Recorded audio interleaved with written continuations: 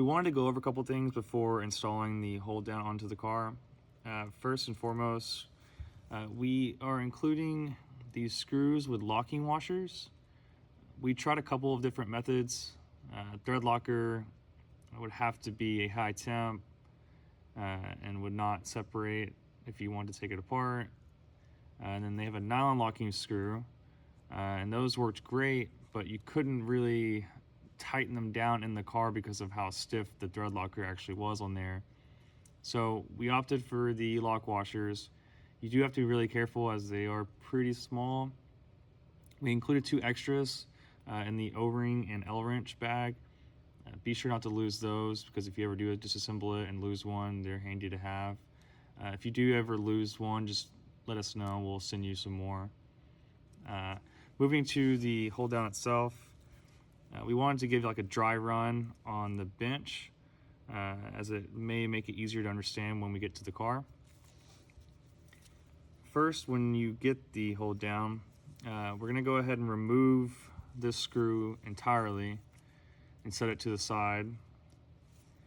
And then on this screw, we're going to hold the collar between our middle finger and our thumb here, being sure to use our index finger to push the spring over. So you don't have to pull it completely off, but it makes it easier to know how many threads you're going into that. So we need about 2 to 3 threads into the opposing collar, so that there's enough room for the collar to squeeze over the tube. So we just want enough in there that it's not going to, 1, cross thread, and 2, come apart while installing. As long as you have enough room to turn it over, then the next step in the process will make it a lot easier. So don't tighten this screw at all anymore. When you get it around the collar, you'll go ahead and install the second screw, the same 2 to 3 threads. Once you have that installed loose on the tube, you're going to want to pick up the spring around the collar, being sure not to pull too hard so the eyelet doesn't stretch. Whenever you get that spring pulled up over that, then you can go ahead and start tightening each side down evenly. When you're tightening this side, you'll want to kind of rock the spring over so that it sits on top of that collar there. So you can see now it's on top. With it loose, it'll want to fall down between there. It's just the way the end of the spring is designed. So you'll want to go ahead and pick it up a little bit just to let it sit over that collar, and then tighten each side down evenly after that. The collar will not close completely. There should be a little bit of a gap on each side. That's normal. You're going to want to make sure that the screws are tight but not overly tight. You don't want to use the long side of the L-wrench. You want to use that short side as leverage. That is going to be the perfect torque for these. You'll kind of feel the collar bottom out on the tube, and then you'll feel that lock washer another half turn or so, and that lock washer will seat, and that's how you know it's tight. And if you can't move it anymore with the short side, then it is tight enough. Do not try to tighten it anymore. So now moving to the car, the screw needs to be loose enough basically for this collar to kind of split around that tube there. If it won't go around that very easily, go ahead and back that off a hair. Try not to back it off too far, as it can cause a pretty good mess if you disassemble the whole piece. That's difficult to install otherwise. So you're going to go ahead and split it over that tube there, like so. Like I mentioned before, you're going to grab your screw with your Allen key carefully.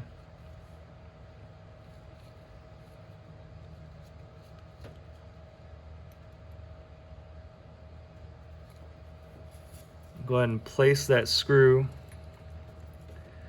and give it a good couple of threads.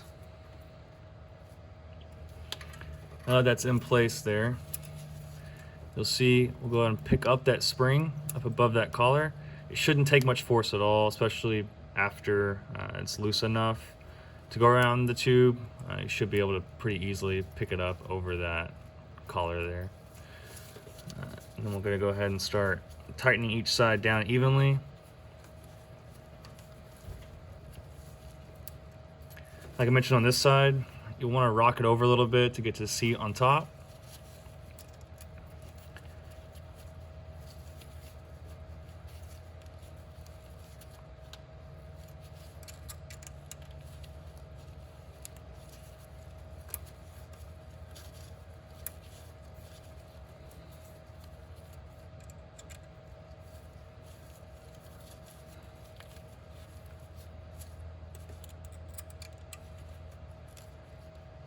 So right now the collar is tight around that tube. We're going to go ahead and cinch that lock washer down.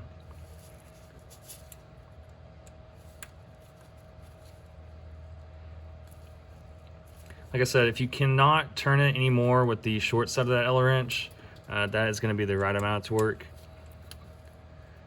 Using the long side could potentially break the screw off into the collar or strip that collar out. In terms of placement, you can see my actual one down here is right below the tube mount itself. But with SR20s being the way they are, they're often either missing or misplaced. So you want to have a decent amount of tension on the gauge itself. The spring has about 3 inches of travel. You don't want to use all 3 inches of it.